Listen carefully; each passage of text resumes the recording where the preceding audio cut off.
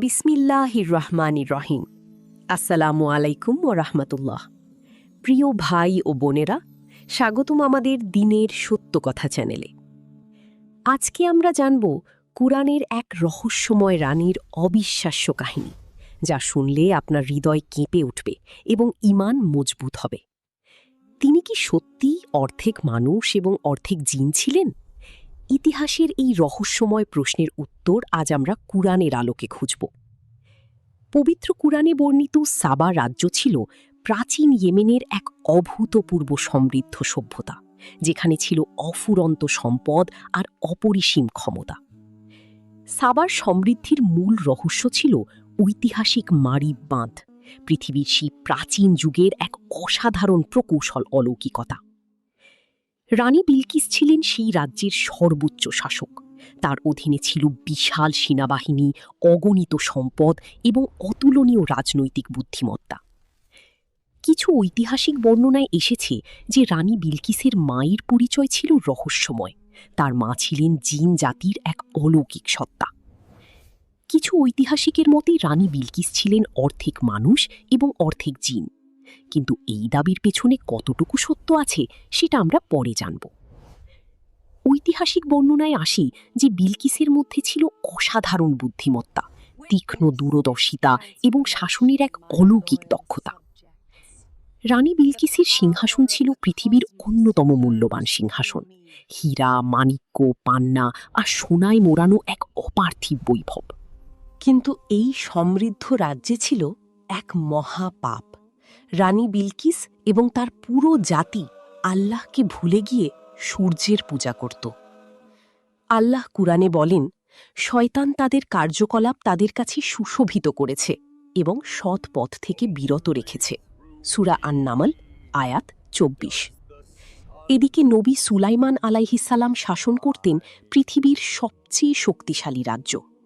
আল্লাহ তাকে দিয়েছিলেন অতুলনীয় ক্ষমতা ও জ্ঞান। সুলাইমান আলাইহিসসালামের সেনাবাহিনী ছিল পৃথিবীর ইতিহাসে অতুলনীয়। সামনে মানুষ, পেছনে জিন আর আকাশে পাখির বাহিনী, সবাই একসাথে।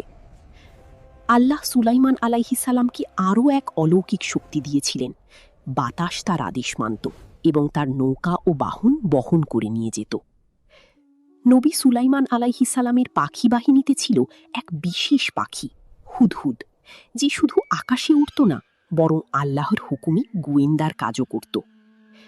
একদিন সেনাবাহিনীর পরিদর্শনে সুলাইমান আলাইহিসসালাম লক্ষ্য করলেন হুদহুদ তার নির্ধারিত জায়গায় নেই, পাখিটি অনুপস্থিত। সুলাইমান আলাইহিসসালাম ঘোষণা করলেন, আমি তাকে কঠিন শাস্তি দেব অথবা জবাই করব যদি সে যুক্তিসঙ্গত কারণ না দেখাতে পারে। সূরা আন-নামল আয়াত ২১।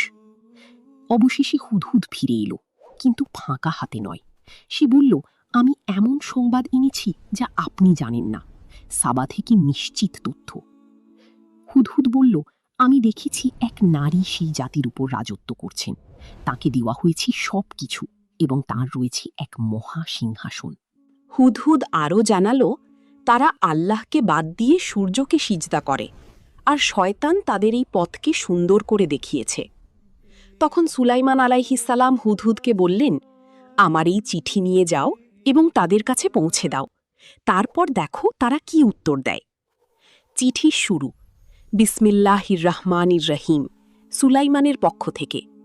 তোমরা আমার মোকাবেলায় অহংকার করো না এবং মুসলিম হয়ে আমার কাছে এসো।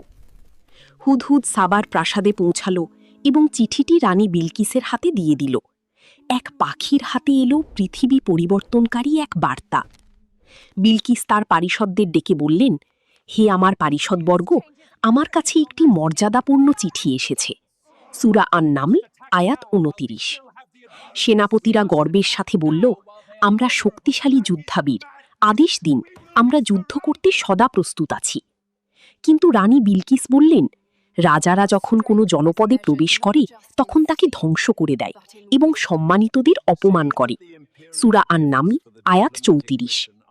বিলকিস সিদ্ধান্ত নিলেন, প্রথমে উপহার পাঠাবেন। হয়তো সোনারূপার লোভে সুলাইমান আলাইহিসসালাম থেমে যাবেন, যুদ্ধ এড়ানো যাবে। সাবার সেই রাজকীয় উপহার কাফিলা মরুভূমি পেরিয়ে এগিয়ে চলল। কিন্তু এই পৃথিবীর সম্পদ কি সত্যিই আল্লাহর নবীকে প্রভাবিত করতে পারবে? সুলাইমান আলাইহিস সালাম বললেন, তোমরা কি আমাকে সম্পদ দিয়ে প্রলুব্ধ করতে চাও? আল্লাহ আমাকে যা দিয়েছেন তা তোমাদের উপহারের চেয়ে অনেক উত্তম। তিনি হুঁশিয়ারি দিলেন, উপহার নিয়ে ফিরে যাও। আমি তাদের বিরুদ্ধে এমন সেনাবাহিনী পাঠাব যাদের সামনে তারা অপমানিত হবে। উপহার ফিরে আসার সংবাদে বিলকিস বুঝলেন এই নবী সাধারণ রাজা নন। তাই তিনি সিদ্ধান্ত নিলেন নিজেই তার সামনে যাবেন। সুলাইমান আলাইহিস সালাম তার দরবারে প্রশ্ন রাখলেন, বিলকিস আসার আগেই তার সিংহাসনকে আমার সামনে উপস্থিত করতে পারবে? একটি শক্তিশালী ইফরিত জিন বলল, আমি সেই সিংহাসন আপনার কাছে নিয়ে আসব আপনি দরবার থেকে উঠে দাঁড়ানোর আগেই। কিন্তু আসিফ ইবনে বারখিয়া বললেন, আমি আপনার চোখের পলক ফেলার আগেই সেটা এনে দেব, কারণ তার কাছে ছিল আল্লাহর কিতাবের বিশেষ জ্ঞান। এবং সত্যি, চোখের পলক ফেলার আগেই সেই বিশাল সিংহাসন সুলাইমান আলাইহিস সালামের সামনে উপস্থিত। সূরা আন-নামল, আয়াত ৪০। সুলাইমান আলাইহিস সালাম বললেন, এটা আমার রবের অনুগ্রহ। তিনি আমাকে পরীক্ষা করছেন আমি কৃতজ্ঞ না অকৃতজ্ঞ। সূরা আন-নামল, আয়াত ৪০।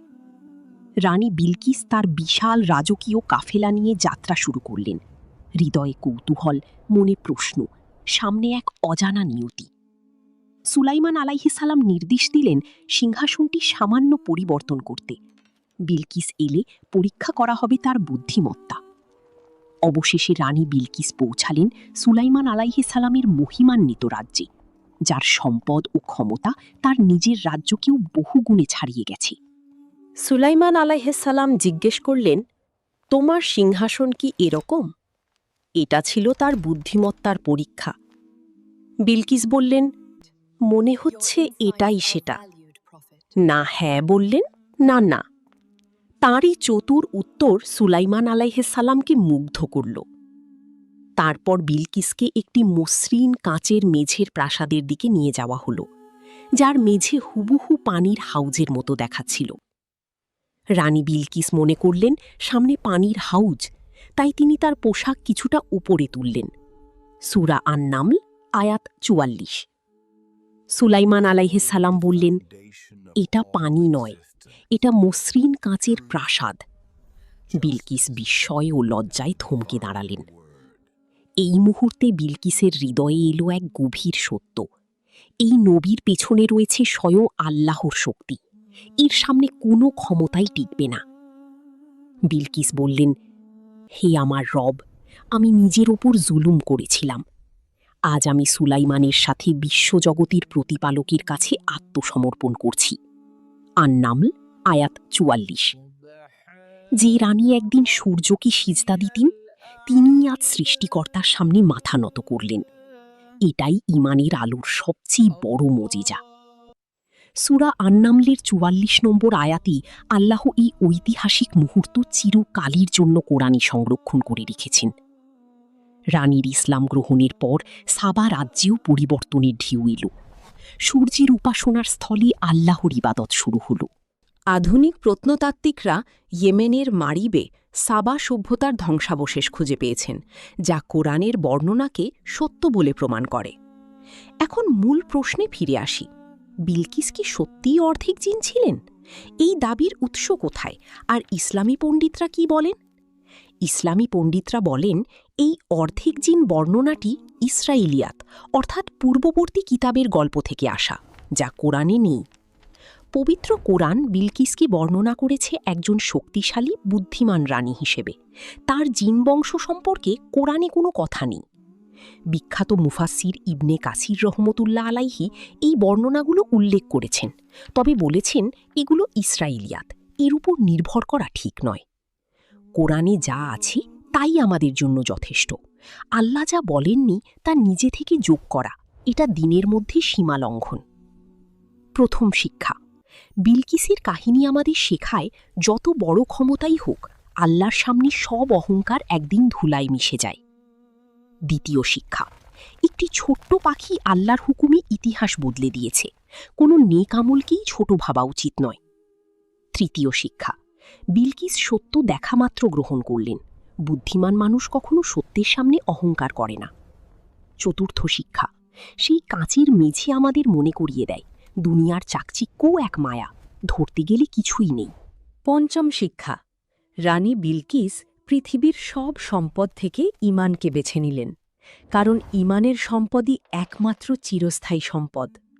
ষষ্ঠ শিক্ষা, বিলকিসের কাহিনী প্রমাণ করে ইসলামে নারীর বুদ্ধিমত্তা ও ঈমানকে আল্লাহ সর্বোচ্চ মর্যাদা ও সম্মান দিয়েছেন। সপ্তম শিক্ষা, হুদহুদের আমানতদারিতা আল্লাহর কিতাবে চিরকালের জন্য লেখা হয়ে গেছে। আমানতদার বান্দাকে আল্লাহ কখনো ভুলেন না। বিলকিসের গল্প আমাদের জিজ্ঞেস করছে, আপনি কি সত্যকে চেনার পরেও অহংকারে আটকে আছেন, নাকি সাহস করে সত্যকে বুকে ধরে নেবেন? আল্লাহ সবচেয়ে ভালোবাসেন সেই বান্দাকে যে সত্য দেখার পর এক মুহূর্তও দেরি না করে তার সামনে মাথা নত করে দেয়। কুরআন শুধু একটি ধর্মগ্রন্থ নয়, এটা ইতিহাসের দর্পণ, বর্তমানের পথ প্রদর্শক এবং আখিরাতের পাথেয়। নবী সুলাইমান আলাইহিসালামকে আল্লাহ যা দিয়েছিলেন তা পৃথিবীর ইতিহাসে অতুলনীয়। এটাই তার নবুয়তের অকাট্য প্রমাণ। ঐতিহাসিকরা বলেন, ইসলাম গ্রহণের পর বিলকিস একজন আদর্শ মুসলিম শাসক হিসেবে তার বাকি জীবন কাটিয়েছেন আল্লাহর পথে। বিলকিসের পরবর্তী প্রজন্ম আবার আল্লাহকে ভুলে গেলে সূরা সাবায় বর্ণিত মারিব বাঁধ ভেঙে সেই সমৃদ্ধ রাজ্য একদিন ধ্বংস হয়ে গেল। আল্লাহর এই সুন্নাত চিরকালের। যে জাতি নিয়ামতের শুকরিয়া আদায় করে না, আল্লাহ তাদের থেকে সেই নিয়ামত ছিনিয়ে নেন।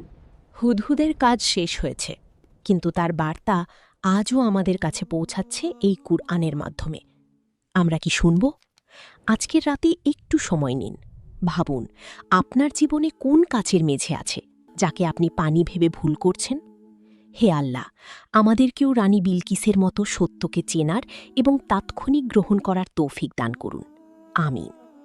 ভিডিওটি যদি উপকারী মনে হয় তাহলে শেয়ার করুন। এক ক্লিকে আপনার শেয়ার হতে পারে অনেকের হেদায়েতের কারণ।